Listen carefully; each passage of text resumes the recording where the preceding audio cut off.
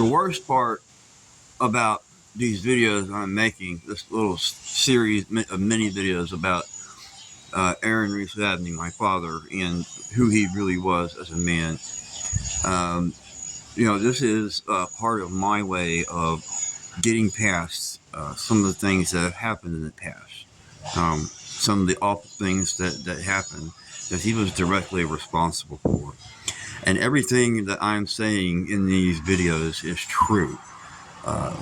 He knows it, God knows it, and other people know it too. So I'm going to keep going because I don't know how many parts of this video I'm going to make, but I'm going to keep going until I start feeling better, start feeling like the truth has been communicated fully from somebody who was there. I remember we talked a little bit earlier about how the holiness minister, Mr. Reese, didn't believe in going to the movies, so it was evil, and that it was where people went to get drunk, to do drugs, and to have sex orgies, which was a lie, along with many other lies he told. And also that when he caught me going to see a John Candy movie, Cool Runnings, back years ago, I got the chair thrown at me. And I just wanted to kind of hit back on that one more time, and a second one too. I remember I was 16 years old, and I had just been transferred to a new school, and my history class was going to see the movie Gettysburg.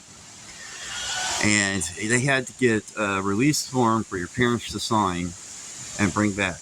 My father refused to sign, no matter how much I pleaded to him, because I wanted to go with my friends. And it didn't matter that it was a historical movie. And nothing's going to be going on in a theater full of kids watching a history movie. But he didn't. And that day I sat there by myself, the only kid in the class that didn't get to go. And I remember that to this day. I felt so incredibly alone. And I resented him so much, and I still do, for putting me in that position to where I was the only one that was excluded. And it was because of him and a belief that he no longer even holds. Because now going to the movies is just like going to the grocery store as far as he's concerned. So it just goes back to showing you that his convictions weren't really that solid in the end, because all these ideals he enforced, he let go of after I was grown up, after I got beat up for it, after I was emotionally scarred for it, and it's unacceptable. And as far as the physical abuse, yes, that did happen. Maybe not every single day, but it did happen from time to time. And one time in particular I remember was when, I forget why he was upset this time, but he was very angry with me. I think I was about 9 or 10. And when he would discipline me from time to time, he would grab whatever was nearest. If it was a belt, it was a belt. If it was a switch, it was a switch. If it was a stick, it was a stick. With this particular instance, it was an electrical cord, an extension cord.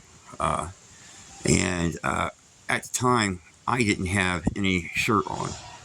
And I was running, trying to get away from him, and I tripped and fell. And after that, he stood over top of me with the electric cord and started hitting me with it repeatedly, over and over again, while I begged him to stop. And you think about this, a grown man standing over a little boy, whipping him, literally. It's the same goddamn thing. And he was doing it. And he can't deny this because it was true. It happened. I know it did. And I'm going to tell everybody about these things, because it's going to make me feel better, and it's going to set the record straight finally. So, I'm not done yet. I'm probably going to do one more part to this, if not two. Because I can, because I fucking want to. Anyway, see ya.